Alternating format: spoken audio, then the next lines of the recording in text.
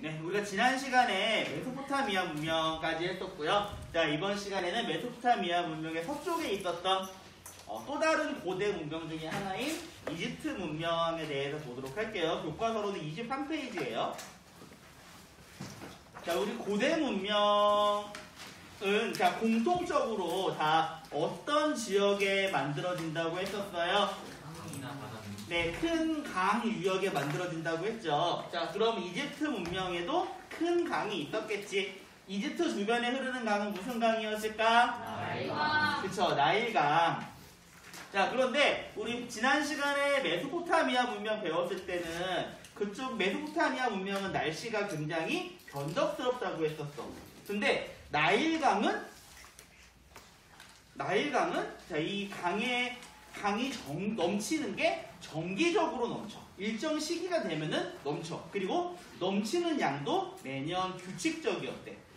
그러다 보니까 이집트 사람들은 나일강이 언제 얼만큼 넘치는지만 계산을 하면은 굉장히 평화롭게 살 수가 있는 거야.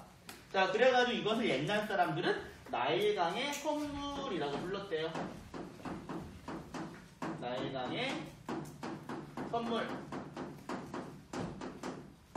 그래서 이 나일강이라고 하는 강은 정기적으로 넘쳐요. 강이 넘치는 걸 두 글자로 뭐라고 해요? 범람이라고 하죠. 네. 나일강의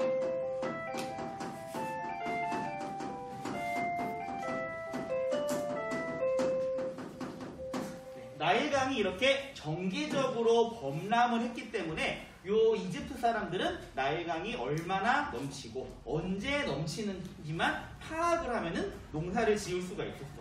어느 정도였냐면은 나일강이 넘쳤어. 그럼 넘치는 시기에 대피를 해.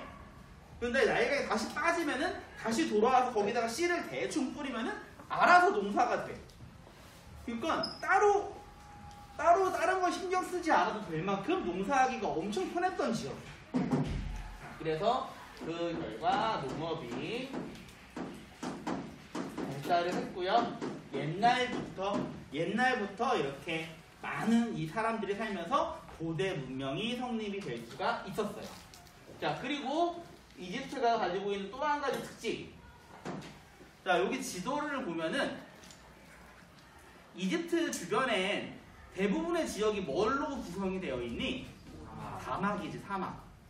자, 서쪽과 남쪽은 사막. 남쪽으로 더 내려가면 사막 밑에 뭐가 있어? 야생동물들 사는 곳. 네, 사바나. 그리고 그 밑에 킬리만자로 산. 그러다 보니까 서쪽과 남쪽은 사람들이 못 사는 지역이라 이쪽에서는 누가 쳐들어올 위험이 없어. 그리고 북쪽에는 뭐가 있니? 바다, 지중해가 있죠? 옛날 사람들은 배를 못 탔어. 그러니까 이 바다에서 누가 쳐들어온다는 것도 걱정할 필요가 없어. 동쪽에는 메소포타미아 문명이 있기는 한데 메소포타미아 문명이 이집트로 가는 길은 굉장히 좁죠. 그러니까 이 좁은 길목 여기만 방어를 하면은 얘네들은 안전한 거야. 자, 그리고 이 좁은 길목에는 지금은 수에즈 운하가 뚫려 있지, 이렇게. 자, 그러다 보니까 여기만 막으면 되니까 이 외적의 침입을 걱정해야 했던 메소포타미아 문명과는 다르게 이집트는 외적의 침입에 대해서 별다른 걱정을 하지 않아도 돼. 그러다 보니까 메소포타미아 문명은 내일 도적이 쳐들어와서 우리가 죽을지도 몰라. 그래서 지금을 즐기자 였던 반면 이집트는 오늘도 편안하고 내일도 편안하고 별다른 일이 없다면 1년 후에도 편안할 것 같아. 그럼 언제까지 편안하고 싶을까? 죽은 다음에도. 나는 죽은 다음에도 좀 편하게 살았으면 좋겠다. 사는 게 아닌가? 아무튼 죽은 다음에도 편했으면 좋겠다라고 생각을 하겠지. 자, 이렇게 사방이 막혀있는 폐쇄적인 지역이었기 때문에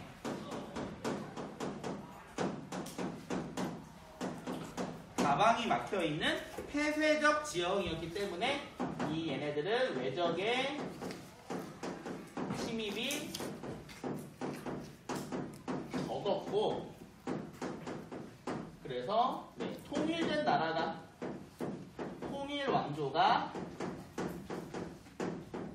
오래 지속이 될 수 수가 있었대요. 메소포타미아 같은 경우에는 어떤 나라가 있었으면은 다른 사람들이 쳐들어오면 얘네들을 멸망시켰어. 근데 얘네들은 옛날부터 거의 지금부터 5,000년, 한 5,500년 전부터 지금으로서 2,000년 전까지 나라가 뭐 몇 번 왕이 바뀌기는 했지만 큰 문제 없이 그냥 계속 이어져 내려왔어. 그래서 우리는 요 이집트의 기록이 왕조에 대한 가장 오래된 기록인 거야. 그러니까 수메르인의 문자가 남아있긴 하지만 그들의 문자는 뭐 사고 팔고 이 얘기만 나와있다고 했잖아. 이집트 같은 경우에는 뭐 무슨 왕이 뭐 했고 뭐 했고 이런 거 다 기록에 남아있어. 그리고 당연히 외적의 침입이 없으니까 왕의 힘이 절대적이겠죠. 그래서 왕권이 강력했어요. 그래서 이집트에는 왕을 뭐라고 불렀니? 파라오라고 불렀죠. 파라오. 파라오는 무슨 뜻일까? 태양신의 아들이란 뜻이야. 왜 이집트는 태양이 중요했을까? 바로 이 나일강의 범람을 예측하기 위해서는 태양의 움직임을 봐야 했어. 우리 달의 움직임을 봤던 메소포타미아랑은 달리 얘네들은 나일강의 시기를 예측하기 위해서 태양을 관측해야 됐고, 그래서 메소포타미아에서 사용했던 달력은 음력이었지만 이집트에서 사용한 달력은 우리랑 같은 양력, 태양력을 사용을 해요. 그리고 태양을 계속 보다 보니까 태양이 중요해. 그래서 태양신이 이집트의 최고신이 된 거고, 라라고 하지, 라. 그리고 이집트의 왕은 태양신의 아들인 거야. 그럼 태양신의 아들이니까 우리의 모든 이집트인의 신의 아들이 되는 거고, 그래서 이집트 사람들은 이 파라오를 위해서 파라오가 왕 자리에 오르는 순간 제일 먼저 뭐를 시작했을까? 파라오의 무덤을 만들기 시작을 했어. 그게 뭐야? 피라미드. 그래서 이집트 같은 경우에는 왕이 제일 먼저 왕의 자리에 오르고 만들기 시작한 게 피라미드야, 피라미드. 그래서 우리 지난번에 피라미드 한번 보긴 했는데, 피라미드에 가보면은요, 피라미드가 크기가 다 다르지. 왜 다를까? 바로 이 피라미드를 만든 기간이지, 기간. 만든 기간에 따라 다른 거야. 이 크면 클수록 이 사람이 왕의 자리에서 오랫동안 있었구나. 좀 작은 사람들은 좀 살다가 죽었구나. 없어진 것들은 그냥 뭐 후세 사람들이 뭐 여기에 있는 돌 같은 걸 다 가져갔겠구나 라고서 볼 수가 있겠죠. 그래서 이집트는 어차피 얘네들은 계속 사니까 죽은 후가 중요했어. 그래서 죽은 후에 대해서 신경 쓰는 내세적 신앙이 발전을 했대요. 그래서 우리가 이집트 하면 떠오르는 문화재, 왕들의 무덤인 피라미드. 자, 우리가 알고 있는 요 기자의 대피라미드 하면 떠오르는 얘네들 있잖아. 요것들은 지금으로부터 한 4,500년 전에 만들어진 거야. 대충 어느 정도일까? 4,500년이면? 기원전 2,500. 그러니까 피라미드가 만들어지고 예수님이 태어날 때까지의 시기가 예수님이 태어나고 지금까지의 시기보다 더 길어.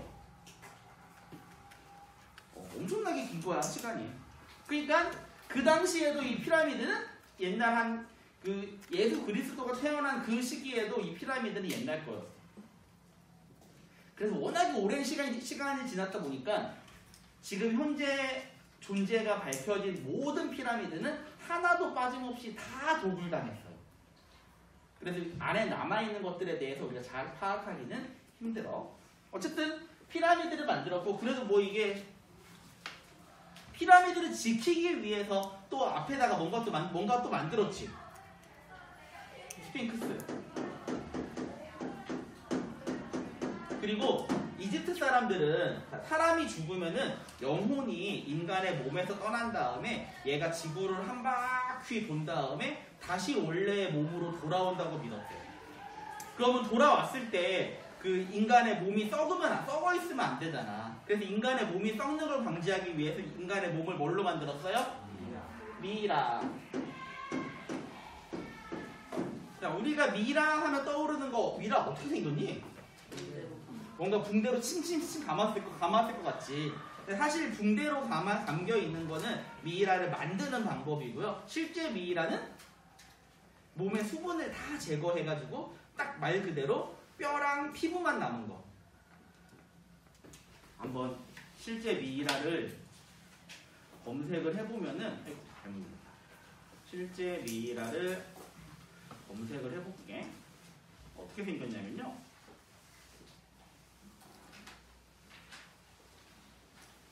미이라. 이런 것들이 우리 실제 미이라야. 이런 게. 그러니까 시체가 이렇게 뼈랑 피부만 남아있는 거. 우리가 붕대로 감고 있는 것들은 이 미이라를 만들기 위한 방법이 되게 좀 징그럽지, 나를. 이런 것들이 미이라야. 자, 지금 저희 국립중앙박물관에서 가보면은 그 이집트 특별 전시회를 하고 있어요. 그래서 거기 가면은 실제 미이라도 볼 수가 있는데, 그래서 여기 가보면은요, 3월 말까지 하고 있는 것 같아요. 얼마 안 남았다.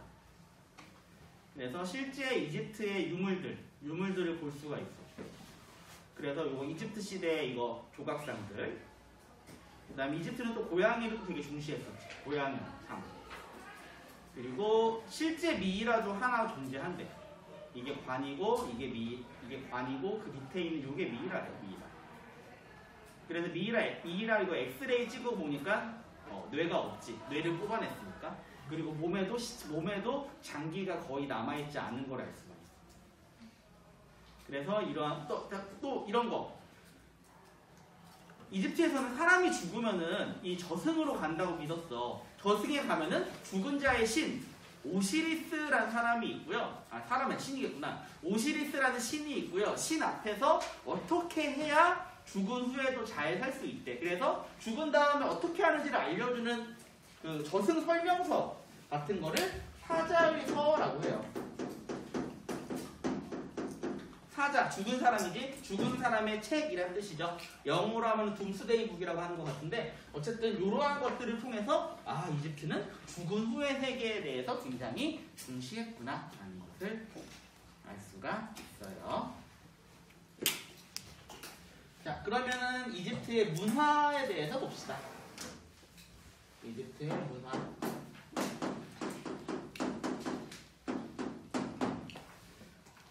자, 이집트에서는 이집트의 왕, 파라오의 권력이 굉장히 강하죠. 네, 그래서 파라오의 권력이 강했어. 단순히 파라오의 권력이 강한 이유는 얘가 신의 아들이라는 뜻이지. 그래서 이집트의 정치도 신의 힘을 빌렸다라고 해서 우리 지난 시간에 했었던 메소포타미아와 마찬가지로 신권 정치야. 그리고 이 나일강의 범람을 예측하기 위해서 하늘을 관측했어요. 태양력.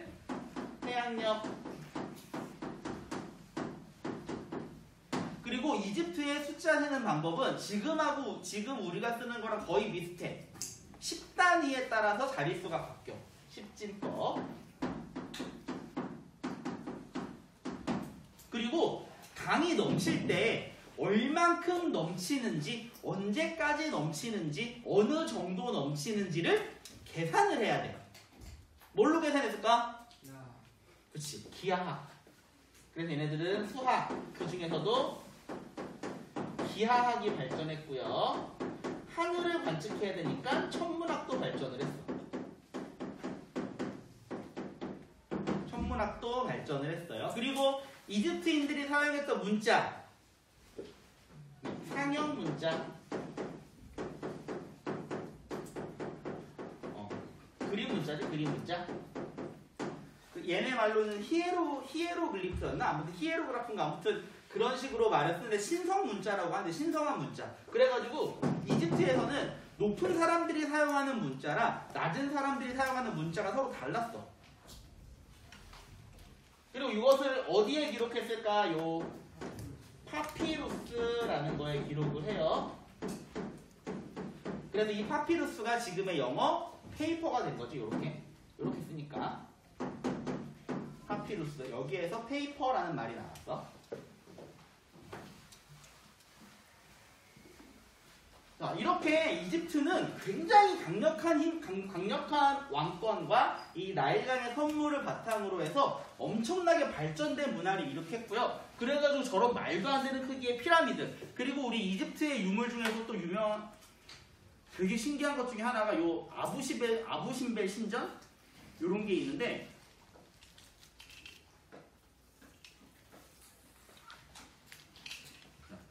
요런 신전이 있어요. 이게 사진을 한번 볼게.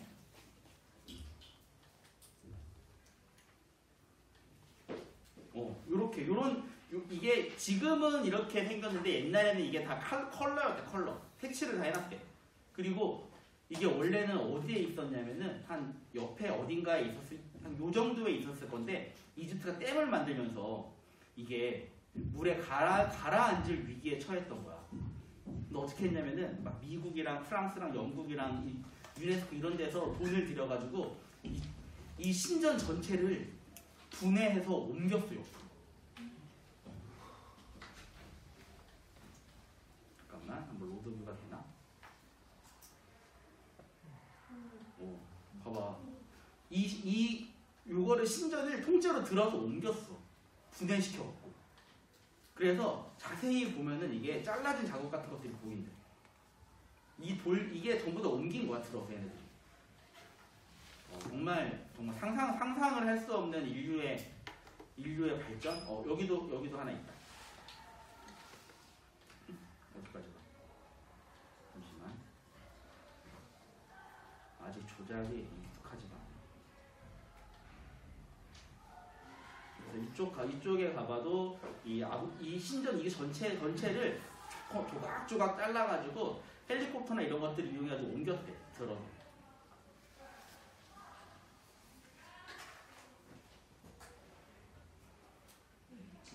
이런 것들. 이게 원래는 한 지금으로부터 이것도 한 3,000년 전 정도에 만들어진 건데, 이게 사막이니까 모래바람이 불잖아. 그래가지고 모래에 덮여 있어가지고 이런 게 있는지도 몰랐다가 한 지금으로부터 한 100년 전 정도에 이 모래가 벗겨지면서 발견이 된 거래요.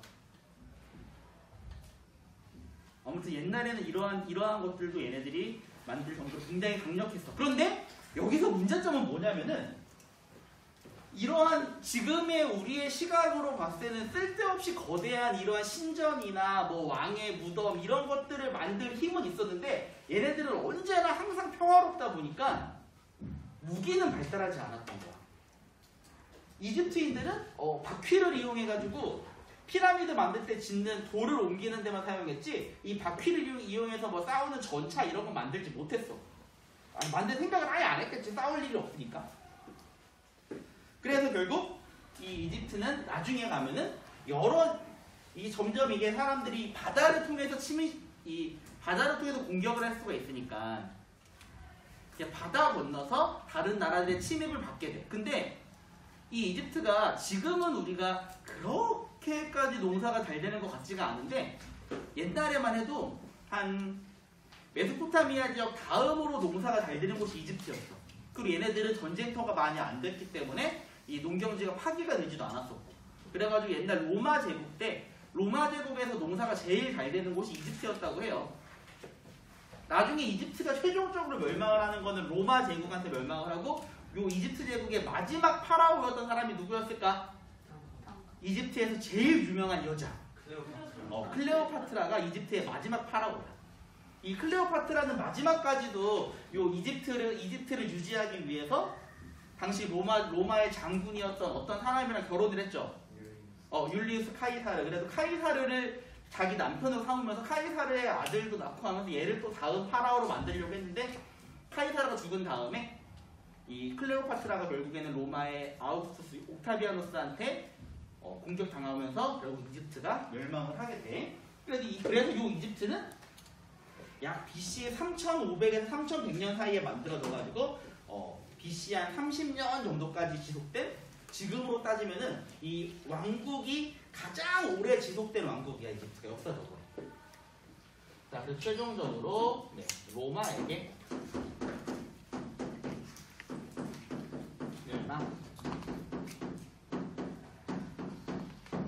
로마에게 멸망한 다음에는 로마의 한 지역으로 유지가 되다가 로마 제국이 분열된 다음에는 이집트가 잠깐 독립을 해요.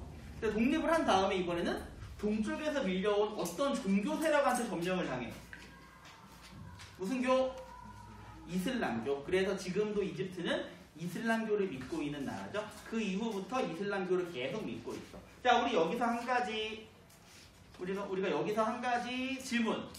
이집트인들은 흑인일까 아닐까? 이집트인들은 흑인이? 네, 아니죠. 그래서 이집트인들의 생김새를 한번 검색을 해보면은요, 이집트인들은 흑인보다는 백인에 가깝게 생겼어. 대략 이렇게 생겼대. 우리가 알고 있는 흑인은 그냥 흑인같이 생겼죠. 흑인은 그냥 흑인같이 생겼죠. 흑인은 흑인같이 생겼는데 이집트인들은 흑인하고는 달라. 생김새가. 그래서 이집트인이 흑인이다라고 하는 건 잘못된 생각이고요. 딱 정확하게 여기 사하라 사막, 이 사막의 북쪽에 살던 사람들은 흑인이 아니고 사막의 남쪽에 살던 사람들은 흑인이구나 라고 생각을 하면 돼요. 우리는. 사막의 북쪽은요, 이 북쪽 지역은 옛날까지도 오히려 아프리카가 아니라 유럽에 포함되어 있는 지역이었어. 이 지역. 유럽인들하고 더 많이 친했어. 그래서 로마 제국의 영토가 이렇게 이어지잖아요. 이 북부 아프리카까지도 로마 제국에 포함이 됐었잖아요. 그래서 어쨌든 우리는 이 이집트인들은 흑인이 아니라는 것도 한번 우리가 기본 상식으로 알아두면 좋을 것 같아요. 아직 10분 남았지? 네. 야, 조금 더 할까? 여기까지만 할까? 왜? 여기까지만 해? 졸려요? 밥 먹어서? 그래, 알았어. 자, 오늘은 그러면은 우리 이번 시간에 여기까지만 하고요. 다음 시간에는 요 메소포타미아와 이집트 사이에 있었던 나라, 그리고 메소포타미아의 동쪽에 있었던 문명, 요 두 가지 문명에 대해서 배워보도록 할게요. 오늘은 여기까지만 할게요.